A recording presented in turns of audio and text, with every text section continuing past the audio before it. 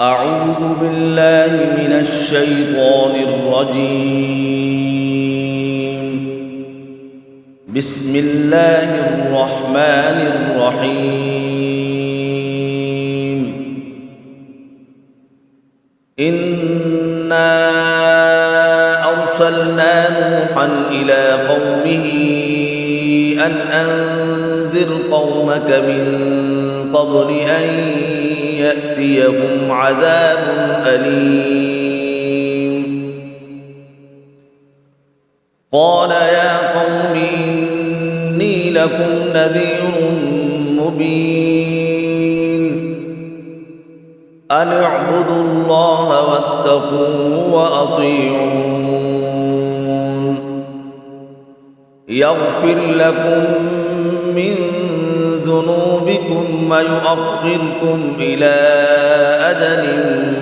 مسمى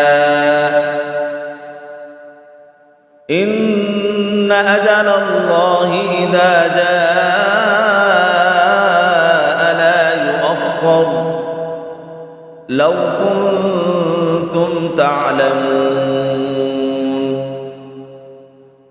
قال رب إني دعوت قومي ليلا ونهارا فلم يزدهم دعائي إلا فرارا. وإني كلما دعوتهم لتغفر لهم جعلوا أصابعهم في آذانهم واستغشوا ثيابهم وأسروا واستكبروا استكبارا. ثم إني دعوتهم جهارا ثم إني أعلنت لهم وأسررت لهم إسرارا. فقلت استغفروا ربكم إنه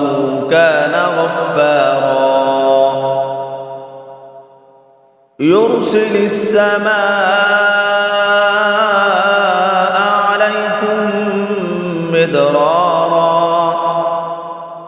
ويمددكم بأموال وبنين ويجعل لكم جنات ويجعل لكم أنهارا. ما لكم لا ترجون لله وقارا وقد خلقكم أطوارا. ألم تروا كيف خلق الله 7 سماوات طباقا وجعل القمر فيهن نورا وجعل الشمس سراجا والله أنبتكم من الأرض نباتا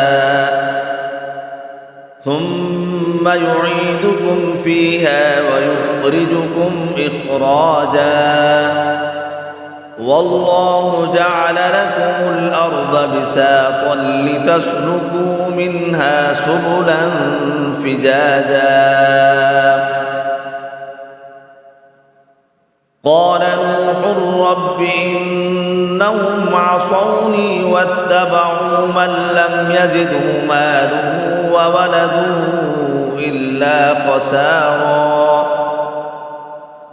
ومكروا مكرا كبارا وقالوا لا تذرن آلهتكم ولا تذرن ودا ولا سواعا ولا يغوث ويعوق ونسرا وقد أضلوا كثيرا ولا تزد الظالمين إلا ضلالا مما خطيئاتهم أغرقوا فأدخلوا نارا فلم يجدوا لهم من دون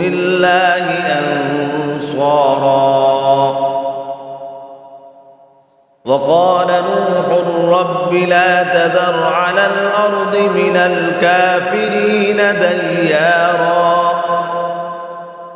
إنك إن تذرهم يضلوا عبادك ولا يلدوا إلا فاجرا كفارا رب اغفر لي ولوالدي ولمن دخل بيتي مؤمنا وللمؤمنين والمؤمنات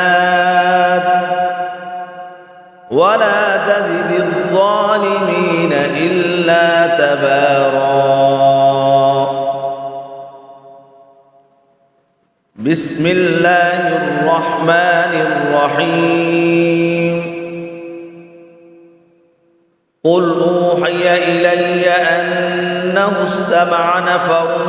من الجن فقالوا إنا سمعنا قرآنا عجبا يهدي إلى الرشد فآمنا به ولن نشرك بربنا أحدا وأنه تعالى جد ربنا ما اتخذ صاحبة ولا ولدا وأنه كان يقول سفيهنا على الله شططا وأنا ظننا أن لن تقول الإنس والجن على الله كذبا وأنه كان رجال من الإنس يعوذون برجال من الجن فزادوهم رهقا وأنهم ظنوا كما ظننتم أن لن يبعث الله أحدا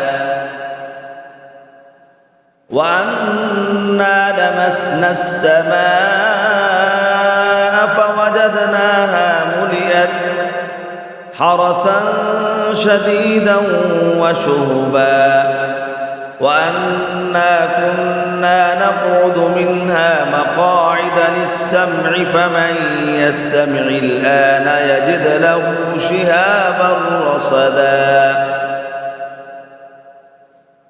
وأنا لا ندري أشر أريد بمن في الأرض أم أراد بهم ربهم رشدا وأنا منا الصالحون ومنا دون ذلك كنا طرائق قددا وأنا ظننا أن لن نعجز الله في الأرض ولن نعجزه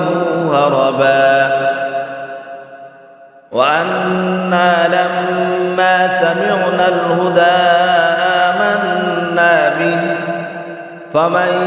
يؤمن بربه فلا يخاف بخسا ولا رهقا وأنا منا المسلمون ومنا القاسطون فمن أسلم فأولئك